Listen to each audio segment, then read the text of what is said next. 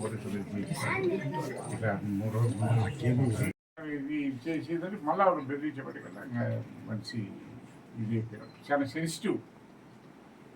ఏ ముందు జైలు పొందుతాం ఏదో ఈ పూలతో పెట్టుకొని ఆ రోడ్డు మీద అప్పుకుంటా ఏదో జీవనం చేస్తున్నారు ఈ సెల్ఫీ గారు.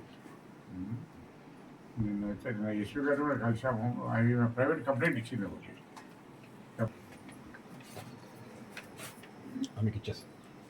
చంపేశారు, నా భర్తని హింసించి చంపేశారు. నా పిల్లలు ఎంత సార్ నన్ను బతకలేను, ఎంత బతకాల నా పిల్లలు నా భర్త ఆదరణ ఉండేది సార్. నాకు ఏ బతకాలన్నా నేను నువ్వే చేయాలన్నా లాస్ట్కి ఏం చేయలేదు పరిస్థితి. నేను మండే తాగాల నీకు తీసేయలేదు, నాకు ఏం చేయలేదన్నా. నువ్వే కాపాడాలన్నా, నీ చెల్లి అన్నం కొని కాపాడాలన్నా. ఇదం ఆయన రెడ్డి ఆయన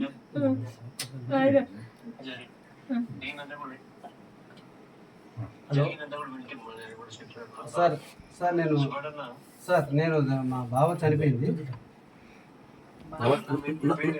నమస్తే అన్న, నేను రెడ్డి వెంకటపడినా అన్న.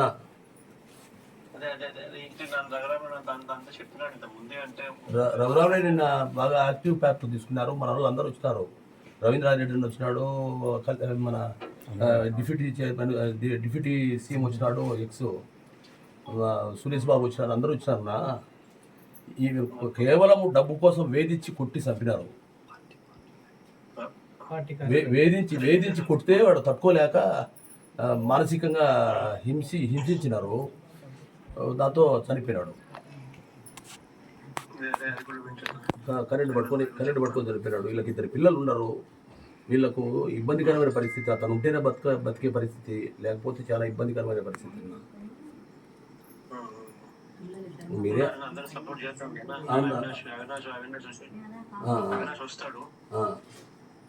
చెప్తాను వచ్చి అవినాష్ దగ్గర నుంచి సాయం చేసి పోతాడు.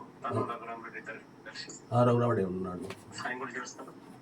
రఘురామరెడ్డి కూడా చాలా వెరీ యాక్టివ్ పార్ట్ తీసుకున్నాడు. నేను కూడా నా ప్రోగ్రామ్ కాడ నెక్స్ట్ జిల్లాకు వచ్చినప్పుడు తప్పకుండా రండి. నేను కూడా ఇంటికాడికి వచ్చేట్లే పెడతాను. సరే అన్న. ఇదన్న వాళ్ళ తమ్ముడు మాట్లాడతాడు. ఒక నిమిషం అన్న. సురేంద్రారెడ్డి అన్న. హలో